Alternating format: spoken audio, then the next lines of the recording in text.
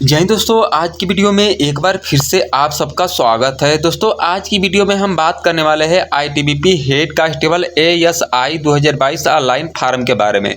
तो दोस्तों इस वीडियो के माध्यम से मैं आपको पूरी जानकारी स्टेप बाय स्टेप बताने वाला हूं, तो आप लोग वीडियो के साथ लास्ट तक जुड़े रहिएगा।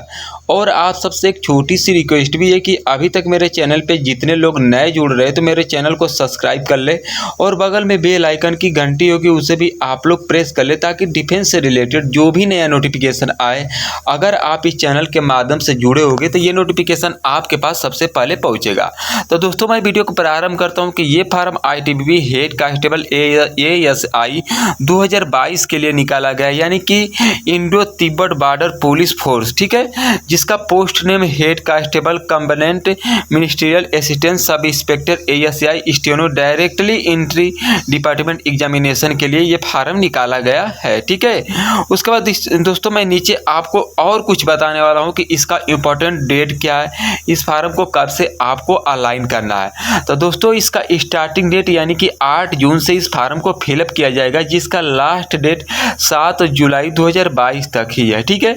उसके बाद दोस्तों फीस पेमेंट भी आपको 7 जुलाई तक ही करना है। अगर आप 7 जुलाई से बाद में फीस पेमेंट करते हैं तो आपका फार्म को रिजेक्ट कर दिया जाएगा। तो ये बात आपको ध्यान रखना है कि फार्म अप्लाई करते समय आपको फीस पेमेंट भी कर देना है, और फीस पेमेंट करने के साथ ही साथ आपको 7 जुलाई तक ही आपको फीस पेमेंट भी कर देना है, ठीक है। उसके बाद दोस्तों मैं एडमिट कार्ड के मैं बारे में बताऊंगा कि इसका एडमिट कार्ड कब तक आएगा। तो इसका दोस्तों यहाँ पे एडमिट कार्ड अभी अवेलेबल सून बता रहा है, ठीक है, यानी कि जैसे ही फार्म पूरी तरह से कंप्लीट हो जाता है तो उसके बाद ही इसका एडमिट कार्ड आएगा, और एडमिट कार्ड आने के बाद आपका एग्जाम डेट का भी एक दिन एडमिट कार्ड नोटिफिकेशन शो करने लगेगा, ठीक है। उसके बाद दोस्तों मैं एज लिमिट के बारे में बात कर दूं और इसमें कितना फीस लगेगा, किस कैटेगरी के लिए कितना चार्ज रखा गया है। तो इसमें जनरल ओबीसी के लिए 100 रुपीज चार्ज रखा गया है, और SC ST PS के लिए यहाँ पे बिल्कुल फ्री में चार्ज रखा गया है, ठीक है। तो जितने कैंडिडेट अगर SC ST PS से बिलोंग करते हैं तो उस कैंडिडेट को यहाँ पे बिल्कुल फ्री चार्ज रखा गया है, लेकिन जनरल और ओबीसी के लिए यहाँ पे 100 रुपीज चार्ज रखा गया है, जिसको आपको ऑनलाइन पेमेंट यहाँ पे करना है, ठीक है। उसके बाद दोस्तों नीचे मैं आपको और कुछ बताने वाला हूँ कि इसमें आपकी एज लिमिट क्या मांग रखी है, आप कितने से कितने कैंडिडेट तक इस फार्म को अप्लाई कर सकते हैं। तो दोस्तों इसमें मिनिमम आपका 18 ईयर होना चाहिए और मैक्सिमम आपका 25 ईयर होना चाहिए। ये फार डायरेक्टरी एंट्री के लिए है, ठीक है। उसके बाद अगर फार डायरेक्टरी एंट्री में फिर और आप कुछ करना चाहते हैं तो आपका 35 ईयर भी होना चाहिए, ठीक है। उसके बाद दोस्तों यहाँ पे age relaxation upper age limit as per rule के अनुसार आपको छूट भी दिया जाएगा।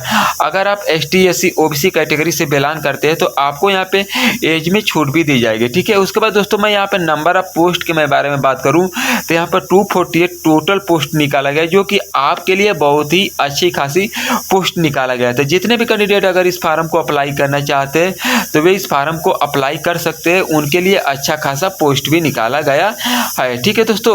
और उसके बाद दोस्तों मैं क्वालिफिकेशन के मैं बारे में बात कर दूं कि इसमें क्वालिफिकेशन क्या क्या मांग रखा है, आप कितने तक ग्रेजुएशन किए हैं तो आप इस फार्म को अप्लाई कर सकते हैं, ठीक है।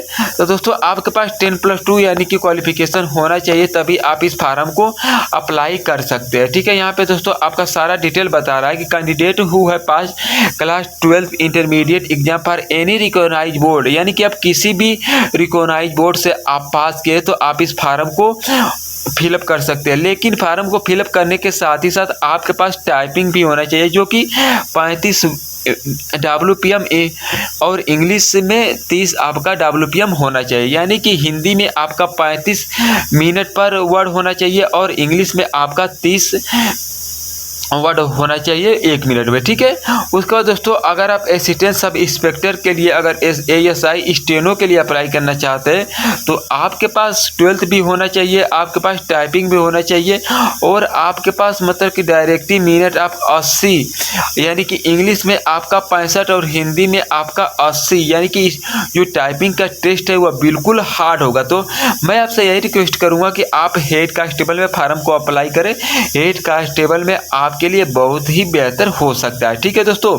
तो दोस्तों नीचे आपको कुछ और बता रहा है, जो कि इन्फॉर्मेशन के माध्यम से बता रहा है कि यहाँ पर दे रहा है कि छात्रों से यह अनुरोध अनुरोध किया जाता है कि वे अपना फॉर्म भरने से पहले ऑफिशियल नोटिफिकेशन को ध्यान से पढ़ लें, उसके बाद ही फार्म को आप लोग फिलअप करें। दोस्तों ये बात बिल्कुल आप लोगों को सच बताई जा रही है कि आपको फार्म को फिलअप करने से पहले आपको पूरी नोटिफिकेशन पढ़ लेना चाहिए कि नोटिफिकेशन में क्या क्या बोल रखा है। अगर नोटिफिकेशन में सारा आपको डिटेल बताता है कि आपके पास क्या क्वालिफिकेशन होना चाहिए, आपके पास क्या हाइट होना चाहिए, हाइट के साथ ही साथ आपके पास चेस्ट कितना होना चाहिए और आपकी मैक्सिमम वेट कितना होना चाहिए।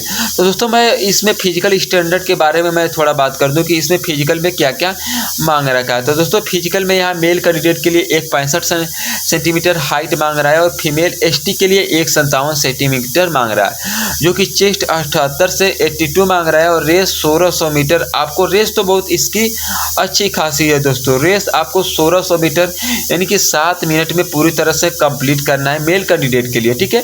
और फीमेल के लिए 800 मीटर यानी कि 5 मिनट में आपको पूरी तरह से कंप्लीट करनी है, ठीक है। उसके बाद दोस्तों मैं लॉन्ग जंप के बारे में बात कर दूं तो यहाँ मेल कैंडिडेट के लिए 12 फीट 6 इंच करना है, फीमेल के लिए 9 फीट लगाना है। उसके बाद हाई जंप मेल के लिए 3 फीट 6 इंच लगाना है और फीमेल के लिए 3 फीट लगाना है, ठीक है दोस्तों। उसके बाद दोस्तों नीचे आप लोगों को सारा डिटेल बता रहा है कि आपको फार्म कैसे अप्लाई करना है। फार्म अप्लाई करते समय आपको ओरिजिनल डॉक्यूमेंट लेकर जाना है, वहाँ पे स्कैन कराना है, ठीक है।